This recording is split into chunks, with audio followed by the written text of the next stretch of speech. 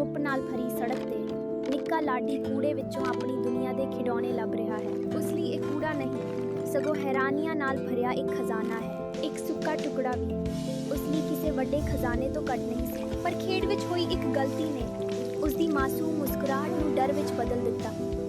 ਮਨਪ੍ਰੀਤ ਉਸ ਦੀ ਮਦਦ ਲਈ ਅੱਗੇ ਵਧੀ, ਪਰ ਸ਼ਹਿਰ ਦੀ ਰਫ਼ਤਾਰ ਨੇ ਰਸਤਾ ਰੋਕ ਲਿਆ। ਜਦੋਂ ਗੱਡੀ ਲੰਘੀ ਤਾਂ ਉਹ ਬੱਚਾ ਜਾ ਚੁੱਕਾ ਸੀ। ਪਿੱਛੇ ਛੱਡ ਗਿਆ ਸਿਰਫ ਆਪਣੀ ਮਾਸੂਮੀਅਤ। ਧੁੱਪ ਨਾਲ ਭਰੀ ਸੜਕ ਤੇ ਨਿੱਕਾ ਲਾਡੀ ਕੂੜੇ ਵਿੱਚੋਂ ਆਪਣੀ ਦੁਨੀਆ ਦੇ ਖਿਡੌਣੇ ਲੱਭ ਰਿਹਾ ਹੈ। ਉਸ ਲਈ ਇਹ ਕੂੜਾ ਨਹੀਂ, ਸਗੋਂ ਹੈਰਾਨੀਆਂ ਨਾਲ ਭਰਿਆ ਇੱਕ ਖਜ਼ਾਨਾ ਹੈ।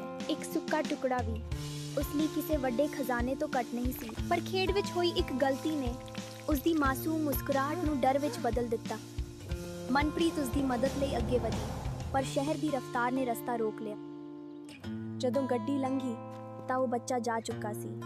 ਪਿੱਛੇ ਛੱਡ ਗਿਆ ਸਿਰਫ ਆਪਣੀ ਮਾਸੂਮੀਅਤ।